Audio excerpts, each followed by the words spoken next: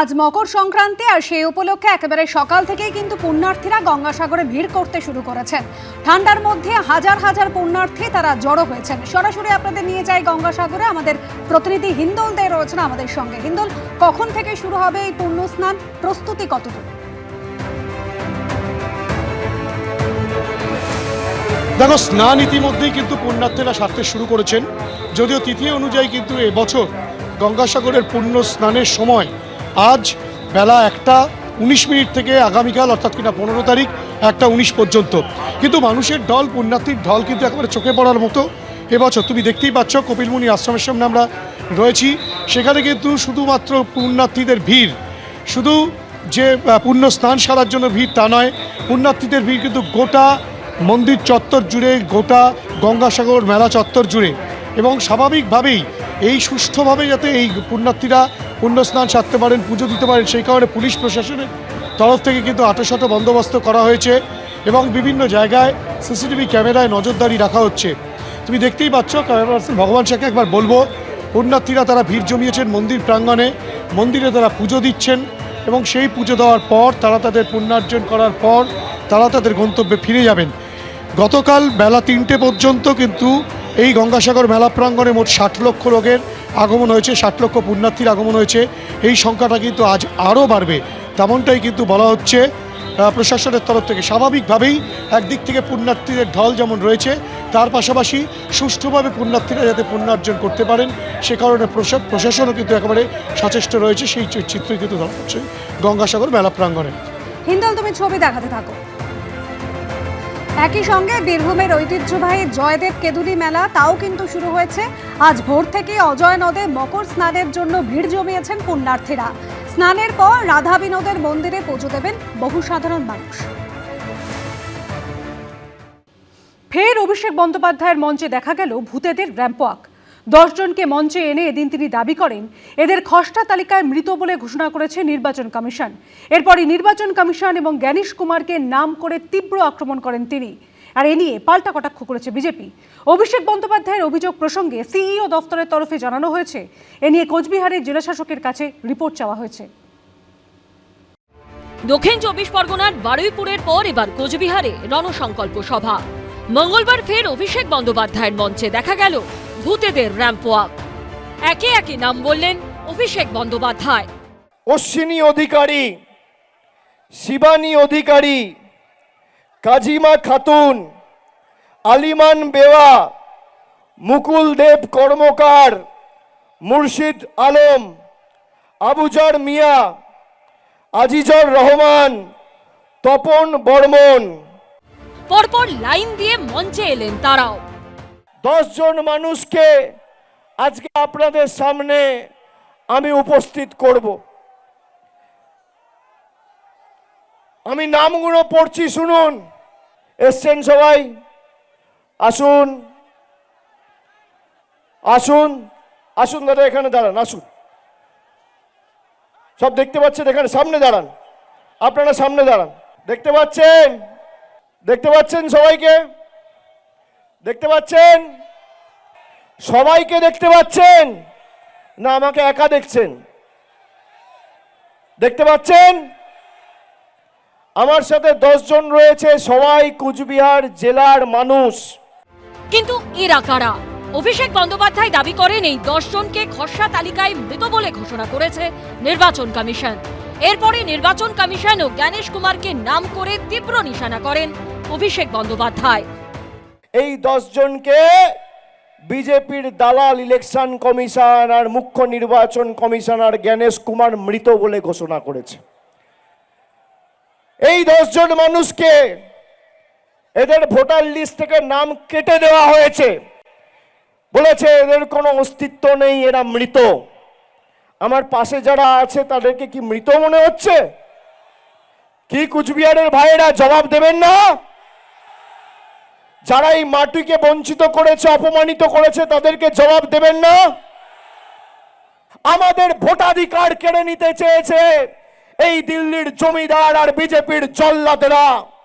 আগামীর লড়াই এদেরকে উপড়ে ফেলার লড়াই, এদেরকে বিসর্জন দেওয়ার লড়াই, এই ছাইপাস আবর্জনাগুলোকে সাফ করবার লড়াই।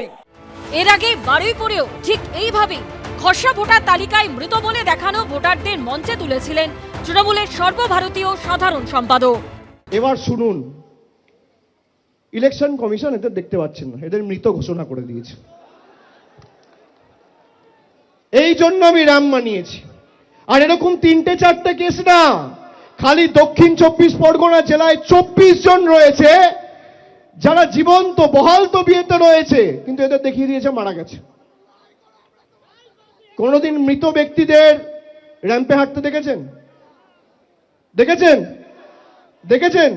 এই কারণ আমি তৈরি করেছি যে এদের কি চক্রান্ত, বাংলার মানুষ যাতে ভোটাধিকার প্রয়োগ না করতে পারে এদেরকে মৃত দেখিয়ে দেওয়া হয়েছে। দক্ষিণবঙ্গের বারুইপুরের পর উত্তরবঙ্গের কোচবিহারেও একই কৌশল নিলেন তিনি, জানিয়ে পাল্টা সুর চড়িয়েছে বিজেপি। অভিষেক রাজনীতির কলঙ্ক, রাজনৈতিক ব্যবসাদার, তোলাবাজদের অধিপতি। তিনি বিভিন্ন সভায় ভূতদেরকে র্যাম্পে হাঁটাচ্ছেন, আর জীবিত মানুষ ভূত এই কথা বলে তিনি নির্বাচন কমিশনকে দোষারোপ করছেন। আমি অভিষেক ব্যানার্জিকে চ্যালেঞ্জ করছি, আপনার যদি দম থাকে, আপনার যদি ক্ষমতা থাকে, তাহলে আপনি এই জীবিত মানুষদেরকে যারা মৃত হিসাবে দেখিয়েছেন সেই বিএলওদেরকে র্যাম্পে হাঁটান।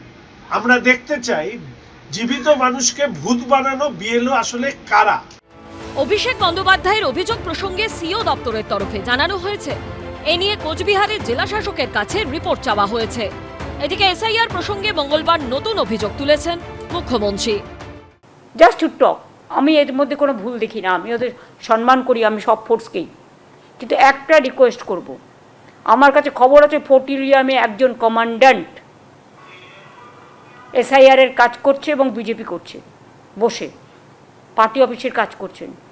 প্লিজ আপনাদের কাছে হাত জোর করে রিকোয়েস্ট করব, এটা করতে যাবেন না। একটা সীমারেখা আছে, ভয় মুখ্যমন্ত্রীকে কাঁপিয়ে দিচ্ছে, এতে কোনো সন্দেহ নেই।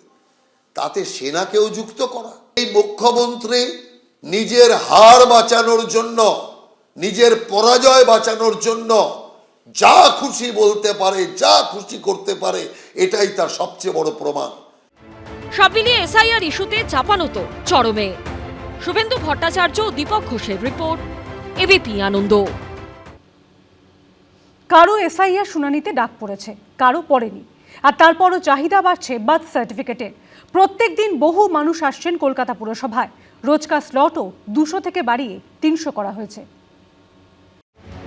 ভোটার তালিকায় নামটা রাখতেই হবে। এসআইআর শুনানিতে ডাক পড়লে যাতে হয়রানির মুখে না পড়তে হয়, তার জন্য নথিপত্র জোগাড় করতে মরিয়া সাধারণ মানুষ, বিশেষ করে বার্থ সার্টিফিকেট।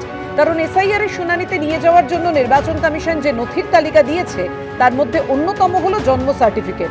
এই নথি সংগ্রহ করতে প্রত্যেকদিন বহু মানুষ আসছেন কলকাতা পুরসভায়। বাড়ানো হয়েছে স্লটও। এসআইআর এর হিয়ারিং এ ডাক পড়েছে পার্ক সার্কাসের বাসিন্দা মুমতাজ বেগমের। স্বামীর সঙ্গে এসেছিলেন বার্থ সার্টিফিকেট নিতে। हमरा लेके दौड़ा-दौड़ी हो रहा है। हाँ, आगे डॉक्यूमेंट तो सब है, आधार कार्ड, वोटर आईडी कार्ड सब है, सिर्फ बर्थ सर्टिफिकेट नहीं है, इसीलिए घर में हो गए, इसी के लिए। এমন অনেকে বার্থ সার্টিফিকেট নিতে এসেছেন যাদের এসআইআর এর শুনানিতে ডাক পড়েনি, তবু আতঙ্ক যদি কোনোদিন প্রয়োজন পড়ে। তাদের মধ্যে একজন মেটিয়া বুরুজের বাসিন্দা তানভীর হোসেন। আমি ছোটোখাটো চাকরি করি একটা কাপড় দোকানে। হ্যাঁ, আমি তো 300 টাকা রোজে পাই, ওটাও কামাই হয়ে গেছে আজকে। টাকা পয়সা খুব টান আছে। বার্থ সার্টিফিকেট এই কারণে এসেছি যে আমাদের মা বাবারা আমাদের সময় একটা অনেকটা গাফিলতি করেছে, বার্থ সার্টিফিকেট বানায়নি। আরও প্রসেসে বার্থ সার্টিফিকেট লাগতে পারে, আসার সময় হয়তো এসআইআর থেকে এনআরসিও হতে পারে, তখন তো আমাদের অনেক কত ডকুমেন্টগুলো লাগবে। যেসব ডকুমেন্ট নেই ওগুলোই রেডি করতে চাইছি। এলগিন রোডের বাসিন্দা উত্তম সিং রায়েরও শুনানিতে ডাক পড়েনি, তবে আসল বার্থ সার্টিফিকেট হারিয়ে ফেলায় ফের এসেছেন পুরসভায়। আমার ওই জন্মের সার্টিফিকেটটা হারিয়ে গেছিলো, জেরক্সটা আছে, আপাতত দিয়েছি, এখন ওটা অরিজিনাল করব।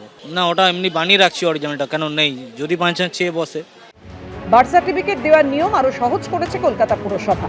এই নথি নিতে গেলে হোয়াটসঅ্যাপেই বুক করা যাবে স্লট। নম্বরটি হলো 8335999111। হাটান দেতে যে হোয়াটসঅ্যাপ আছে, হোয়াটসঅ্যাপ গ্রুপে আছে, সেখানে চ্যাটবট বলে একটা অ্যাপস আছে যেখানে একটা হাই বলে লিখতে হয়, লিখলে ওনারা স্লট ডেট আর টাইম দেন, স্লটে ডেট অ্যান্ড টাইম দেন, সেই ডেট অ্যান্ড টাইমে ওনাদের এসে হিয়ারিং আসতে হয়, এসে সেখান থেকে কাগজপত্র সাবমিট করতে হয়। এখন এই চ্যাটবটে আমাদের ডেলি 300 করে স্লট করে দেওয়া হয়েছে, মানে 300 জন মানুষ তারা প্রায়োরিটির ভিত্তিতে আবেদন করতে পারবেন।